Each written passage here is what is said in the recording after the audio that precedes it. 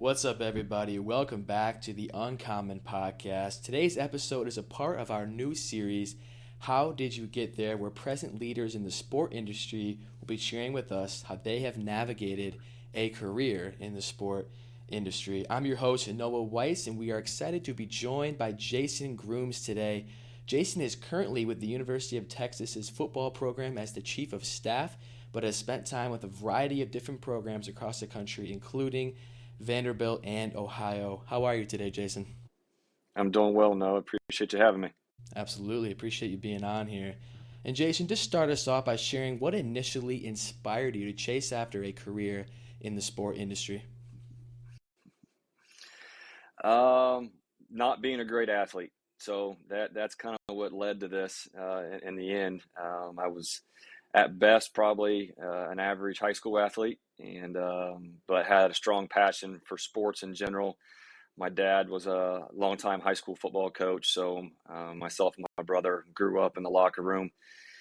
And when I finished up at my high school and enrolled at Ohio University for my undergrad, I just felt driven to be involved in sports. So I actually tried out for the baseball team at Ohio University my first semester there, and made it to the last tryout, but was ultimately cut. And then I said, well, let's do football. So I tried out for the football team. That lasted about 2 days, and that was my decision. I kind of looked around the room, knew I was not going to be a D1 athlete. Right? I knew I didn't fit in there. But what I did that day is I went up and met with the coaching staff and asked, how can I get involved? What can I do? Is there some capacity for me to be a part of this in any way, shape, or form? I didn't know what that was going to be. But they said yes. They immediately said yes. They did not have a lot of volunteers at that time. So that was 1998. And I got involved. So I got involved heavily in the recruiting office there at Ohio University under Jim Grobe, and stuffing envelopes, making copies, organizing videotapes. Yes, VHS videotapes. And got really involved in that. And then after about a year really of doing that, a solid year, I asked if I could get more involved with other parts of the program. And so I got involved with equipment, doing some things there a little bit as best I could. And video, I got tied in, kind of a glutton for punishment in those areas, but I got into video and making highlight tapes and doing small cut ups. And we had a great staff. And I went to the offensive coordinator, who's Troy Calhoun, the head coach at Air Force now, and asked if I could help him specifically with the quarterbacks. And I got involved. With him, charting plays, coming to meetings, and it was a great experience. I mean, I wouldn't have traded that experience for anything. I know a lot of people might join other groups on campus, fraternities, sororities, whatever it might be, but that was my life. I mean, I lived for that experience and those moments, and probably didn't focus as much on school and focused a lot of my time there. But I lived in that building at Ohio University with that staff, and had just a great experience and learned from great people. Mm. It's awesome to hear, really taking that initiative to be involved and, like you said, to do a variety of things to gain that experience. I think that is really important for anybody trying to make their way through the industry. Is there's tons of different avenues, there's lots of different people that can help you and be there for you, but it takes that initiative from yourself to really get involved in that. Mm-hmm. And, kind of going off that, there is a plethora of students in our network and really in general who have that same desire you had to chase after that career in the sport industry. But it can be a lot harder to know exactly how to start that chase. And you kind of shared a little bit there, but share with us how you got involved. Kind of like we just said, is kind of share a little more of what steps you took exactly to Mm-hmm. get involved as a student assistant, and then what Mm-hmm. took place more so after you graduated to land your first position at Wake Forest. Sure. Yeah. I'll say this, and this kind of holds true in everywhere I've been, is you've got to be comfortable being uncomfortable. All right. And you've got to be willing, if you're going to work in this industry, you've got to be willing to be almost an outgoing person, right? You got to go after it. You got to introduce yourself to people. You got to volunteer. There was a sports management, sports industry club at Ohio University at the time, and I got involved in it. I wore a yellow jacket at basketball games and worked, security or ticket taker type opportunities. and you get to meet a lot of people along the way. The great thing about the sport of football, and really any sport at this level, is there's so many different pockets, groups of people that are involved in the program, not just coaching, right? You've got equipment staffs, video staffs, recruiting staffs, marketing staff, facilities, your academic folks. I mean, there's just your trainers, your strength staff. There's just so many different people. And so with that, there's many different avenues, right? So my big thing, and I've spoke before to classes when I was at Ohio, is you've got to be willing to try it all, right? You, as a young person, you may have a thing in your head, exactly what you want to do. In 6 months, that's going to change. You may not like your course load. You may not like the experience you had at a volunteer event, and it might drive you to look at other opportunities. So my advice in all that is to really put yourself out there and be willing to do anything and whatever is asked of you to learn what you don't like as much as what you do like. So I think along the way, I knew very early on I wanted to coach, and that's what I wanted to do when I started there. That's why I kind of kept working and got involved with the coaches. Is I wanted to coach, and my dad was a coach, and I've always had a desire to lead and teach in that realm. So what led me to Wake Forest was actually it was an opportunity that just kind of landed in my lap. To be honest with you, I was set to be the graduate assistant coach at Ohio University for Jim Grove. All right, he had already asked me to stay on as a GA. That's what I wanted to do. I was thrilled. That was a dream, right? That's what I wanted to do. I wanted to get into coaching, and I was going to get to do it at my alma mater. So I go to take the GRE at Ohio University during the winter break, and they announced that Jim Grove took the Wake Forest head coaching job on the radio. All right, this is obviously way before social media, so I heard it on the radio, and I had a little bit of a panic anxiety attack there because I had a job lined up going to grad school. My plan was there, and it's all changing. So I went down to the office, and I got the opportunity. All the coaches met with Coach. I got an opportunity to have a one-on-one meeting, and he asked me to go to Wake Forest as a graduate assistant. I was just hoping to hang on there with the coach that got named the head coach there, one of the assistants, and I would have been good with that. I'd have been totally good staying as the GA at Ohio University. But Coach Grove asked me to go with them to Wake Forest. The only thing I knew about Wake Forest was Tim Duncan played basketball there. It was not a thing that I had followed. I actually didn't even know exactly where it was in North Carolina until I looked it up. So that's how that happened. And he told me I don't know what the GA situation is at Wake, but if there's a position, I want you there. And as it come to, it was a defensive GA. So I moved over to the defensive side of the ball, and another transition in my life where, it was, outside my zone. I didn't play a lot of defense in high school. I was an offensive player, but I wasn't going to say no. And so I got an opportunity to go to Wake Forest and started down there. I hurried up and loaded up my class schedule, so I graduated early so that I could get down there for spring ball. I guess that would have been the spring of 2001. So it was when I started as a GA down there. Wow. It's awesome to hear, and really, talking about, transitions, and, early on in your career, you stepped into some coaching positions, like you said, at Wake Forest with that GA position on the defensive side, Elon, East Tennessee State, but you went back to Ohio, your alma mater, in 2005 to serve in an operations role. Share with us why you decided to kind of step away from that coaching position and what that transition was like going from coaching to operations. Yeah, that was a big decision. That was probably the biggest, besides marrying my bride, Emily.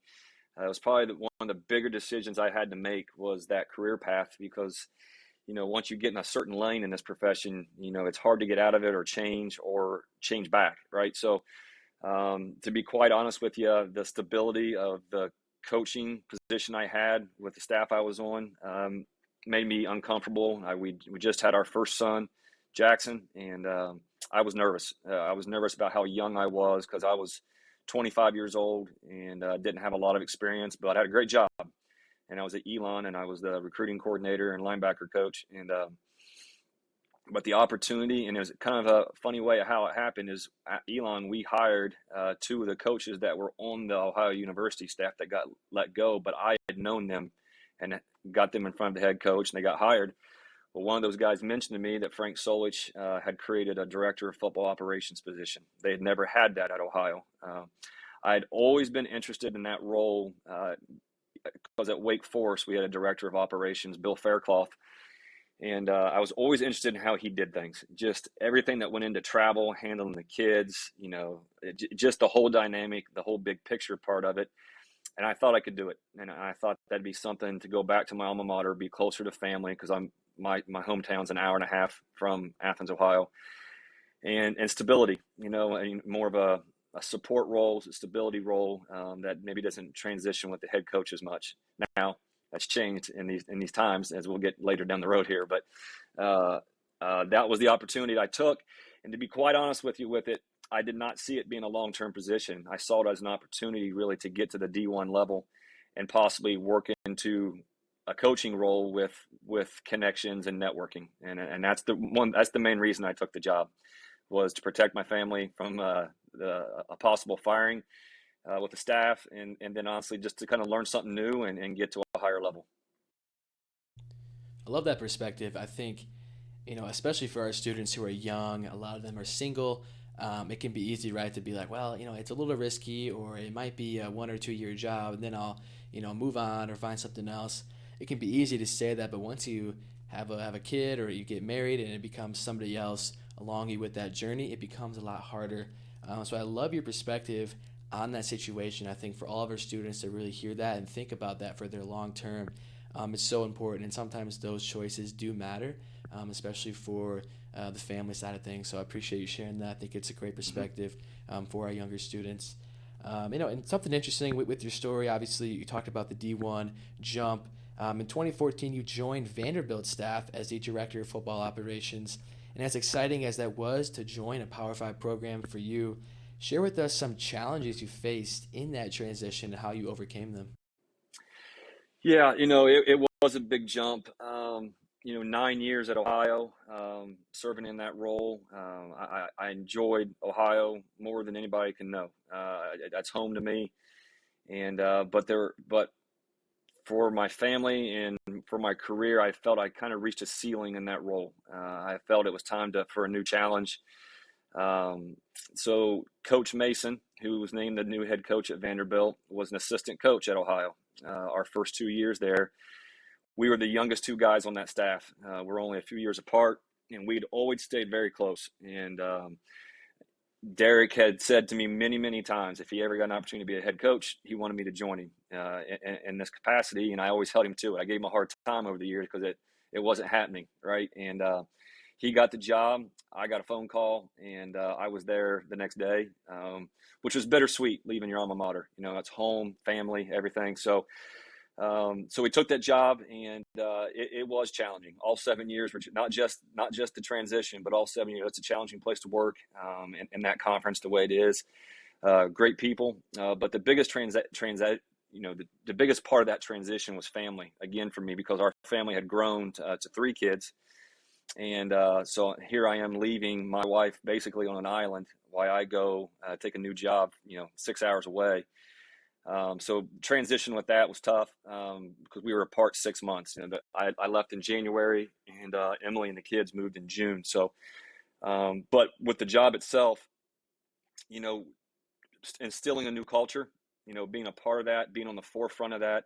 So I had experience with that with Coach Solich, but he had been a head coach. He had been a longtime head coach for years at Nebraska.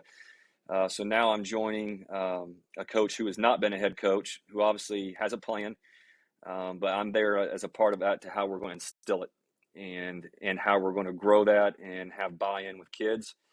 I've always been very involved with the kids, from getting to know them, being involved in their personal lives, player development, and making sure that I always stayed around the game as much as I could, not just being on the business side of it.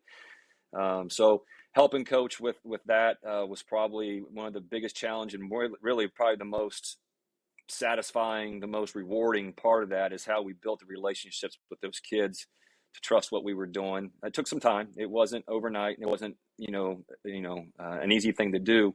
But as we grew into that position there, and with those kids and with that staff, we did it right. We did it with the kids, and it was always about the kids. And that can be just about in any sport, any position you're in. You've got to make it about the kids. It's about the experience they're going to have in their 4 to 5 year window there with you, because coaches, staff come and go, right? Those kids, that's always going to be home to them. So you want to make sure they always have a good feeling about how they were treated, what they got the opportunity to do, and then when they graduate and come back someday, are they going to be willing to stay a part of it and have that connection to their home? So you want to make sure that always is in place, no matter where you're at or what sport you're in. Mm-hmm. I think that's an amazing point, and definitely in considering where you are and the positions you've had.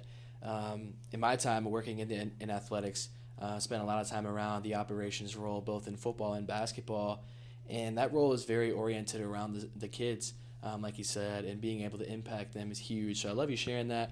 But for any of our students, really, despite the career path you're on, it's about the athletes, it's about the students, it's about the organization as a whole, pouring into them, allowing them to feel at home and really make the most of those 4 or 5 years, like you said. So a tremendous point there, and I just love hearing kind of how that transition just played out for you, and I appreciate you sharing that.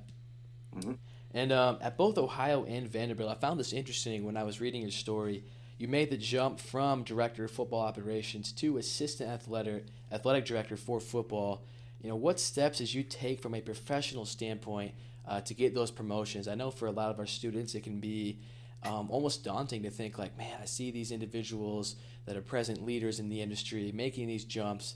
What does that take? So kind of share with us what you did to kind of make those jumps. Yeah, the one at Ohio, it took some time. I never got into it to get the title or the promotion, right?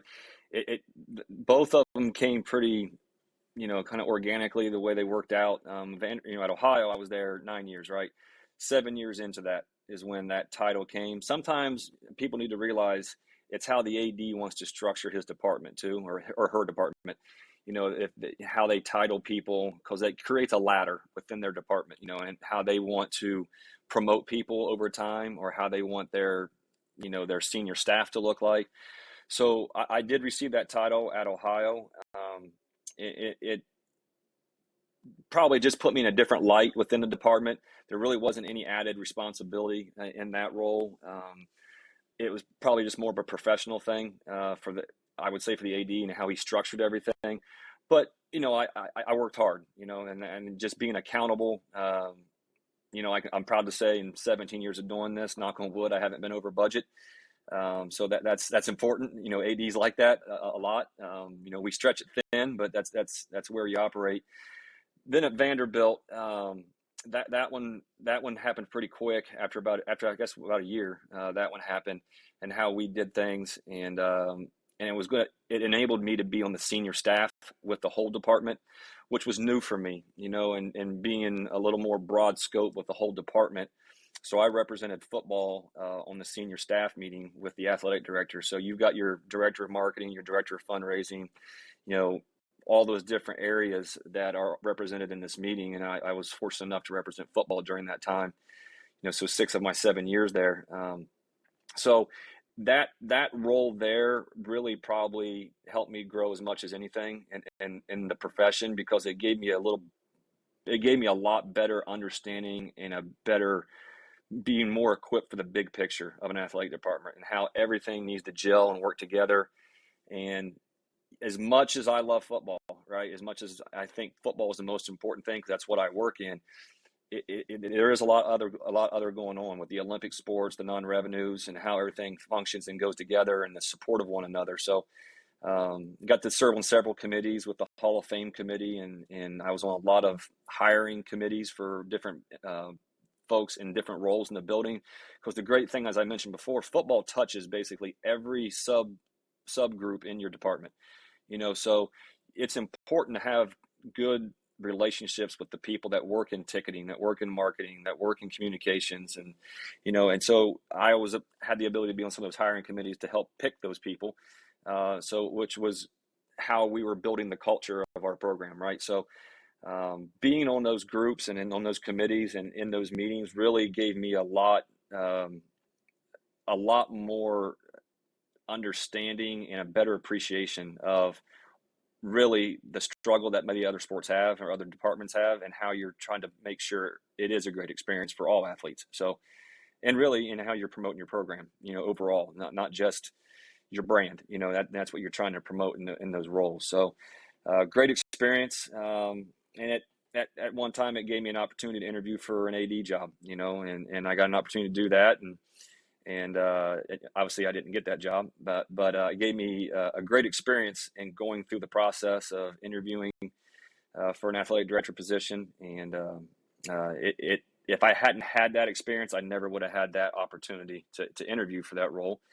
And I valued that time greatly. Yeah, absolutely. And love you sharing just kind of, how you said you were accountable and you were really just sticking to what was expected of you. I think really in terms of the idea of promotions and now climbing the ladder, that sort of mission that a lot of our young professionals hope to be on is like you said, going from operations to assistant athletic director, then interviewing for the AD position, and really all this comes down to what are you doing right in your current position. You stayed under budget, you did a great job there managing that aspect of your role, and I think like you said, that really just spoke a lot to your leadership of who you were and what value you brought. So I think kind of what I got from what you said is provide value in what you Yep. do, and then that'll allow you to jump to where you want to go. And I love those points, and really exciting to hear you even got a chance to interview for an AD role. I think that's Mm-hmm. awesome and an inspiring thing to hear. So I appreciate that. And with all that, no, I think not, adding value, and you can add value in a lot of ways, being a great communicator, being organized to me is a quality that goes undervalued at times until something happens. Right. So, you want to stay organized, time management, being a great communicator, obviously managing budget on all levels in any sport is important. I'm not allowed to hold the checkbook at my house, but I'm allowed to do it here. I give my wife a hard time about that. But there's a lot that goes into having the ability to add value, and you may not be great at any of them, but if you can work hard to be good and add the value that your leaders in your program see, it can put you in a good light. Yeah, absolutely. And just love that point too. Just the organization, right? Like that is something that it seems simple, but is harder to really accomplish and achieve while you're in a role as extensive as operations when there's a lot going on, right? So Right. I appreciate that, and really just something I think a lot of young people can really learn from is working on those skills now to be prepared for that role they may encounter in the future. So that's awesome. Your most recent and current stop in your career journey is at Texas, a program with a lot of history and promise, especially in regards to what you're involved in, which is the football program. So share with us what that transition was like and how you have adapted to the high level of expectations that Texas football has. Sure. This was a unique one. So there was a transition at Vanderbilt, and you know, there's the old cliche: the longer you're in this business, there's two types of folks. You've been fired or you will be fired. All right, and that's an unfortunate part of the competitive environment we work in. So I was out, right? We had made a change at Vanderbilt, and I was out, and really was searching in a lot of different things and researching things, because you just never know. You may not get a call. You may not have the right connection. As we all know, networking is a huge thing in this profession. And I'd actually was looking at other positions outside of sport to stay local in Nashville, because my oldest son is as a senior in high school right now. So I knew this would be a hard move on him, and I wanted to try to keep him whole there. But I got a phone call, and the opportunity here at Texas surfaced, and I was able to connect with Coach Sarkisian. And in into January, I accepted the role to come down here, and it's been fantastic. It's one of these positions that at the longer you're in it, those are the type of positions you're kind of working towards. Not everyone maybe can put the name on the place where you want to work at. Some can. But this is one of those blue blood programs that are out there. It's a difficult position to kind of put yourself into, and I I was lucky. I put myself out there a little bit and made a connection and got a phone call, and it worked out. And again, transition, like I mentioned before, family. I left in January. Again, put my wife on an island for 6 months with two teenagers and a preteen, which might be harder than kids in diapers at times. But so I took the role here, and there's a lot of expectations here. There's a lot of eyes on it. It's a much bigger operation. What is expected here is at a different level. But the thing that you can fall back on is doing your role really well, right? It doesn't really matter where you're at what level, but you do your role well, and you work hard at it, and you take pride in what you do. And I was able to connect with Coach pretty quickly in this because we spent so much time together because neither one of our families were here. So when you're living in a hotel for 4 months and there's nowhere else to go but the office, you're there with each other, and you're sharing basically every meal, and you're getting to know how they think, how they operate, and what they want out of this. And it kind of comes back to what we did at Vanderbilt. There's a reason we're here, right? We're here to change a culture, and for the good. Not everything's bad, but there was a change made, and there's a reason we're here. So we're trying to make that work, and the kids have been fantastic. Great kids here. The buy-in was immediate with these kids because they're hungry to win. And that's why they came here. They didn't come here for anything less than win championships. First time I've taken a job where I wasn't directly connected to someone at the program, right? So that was stepping outside a little bit. I met everybody new for the first time coming in here. So, you're on an island yourself when you're doing that. So you're trying to build relationships, and you don't want it to be forced. So you're spending time with others at meals or whatever it is. Defensive coordinator and I, funny story, we had that big freeze in Texas that occurred back in February where it shut down the state pretty significantly, where our defensive coordinator, where he was staying at, lost all power, but I didn't at my hotel.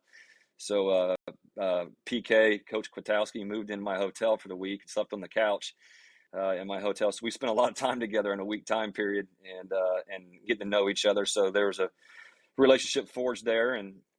But here, probably the biggest thing in the transition is really the amount of people that are supporting the program. It's much greater. And that's probably big as you look at the places I've been. And each place I've kind of moved to there's more and more and more, right? So we've got an army of people. There's no other way to say it here in our different support groups with equipment, with the trainers, with our recruiting, which is the biggest change, is how many people work in recruiting for us because of what's needed.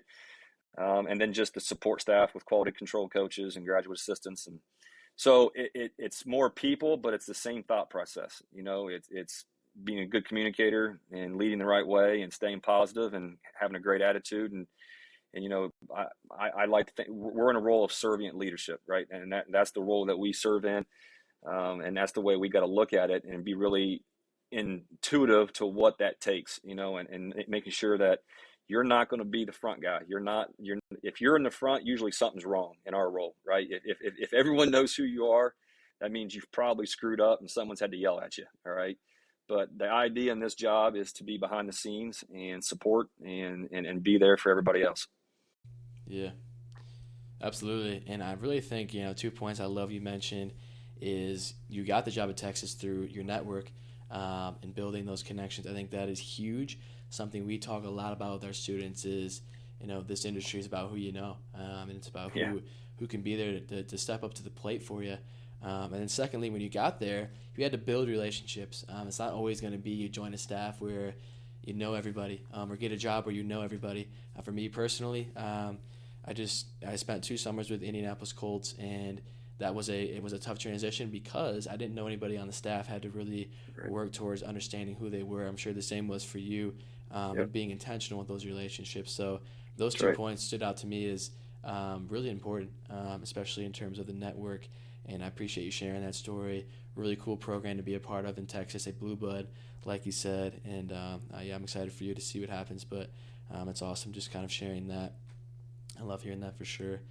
And lastly, Jason, in regard to your career journey and kind of looking back at where you've been, what is one piece of advice you would give a young professional that's trying to navigate the sport industry? Know what you're getting into.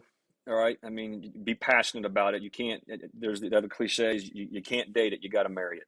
Right. So you've got to be willing to go all in. Right.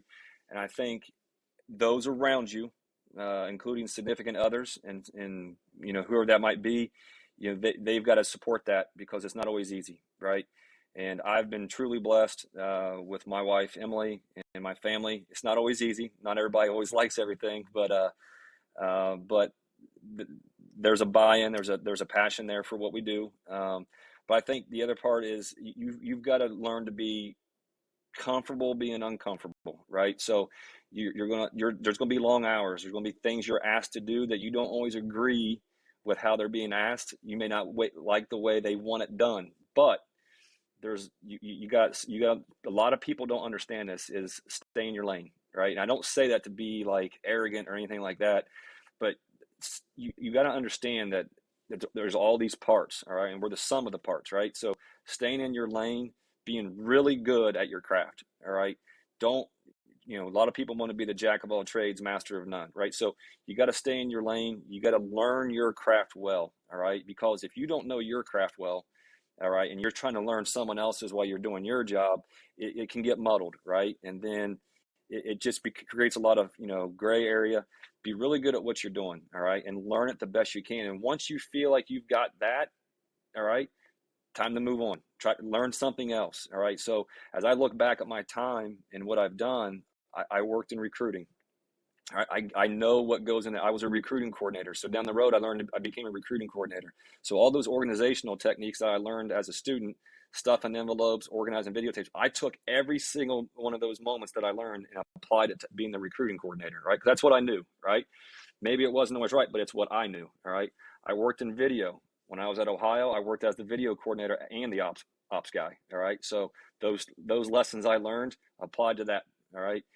And then I worked in equipment. All right. I've had to hire, a couple of equipment managers over my time. I know one really well. All right. With my brother. All right. So I know how it works and how to operate. So what I'm getting at here is in football, I've had a lot of experience in all the parts, right? And how it works and how it comes together.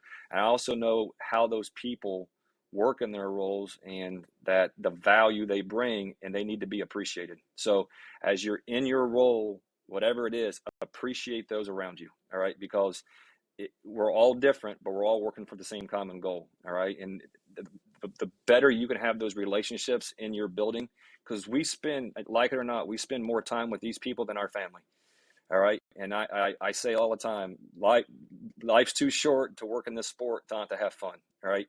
So you get to know those people, you know their families, you appreciate what they do. We spend time, we joke, we have fun.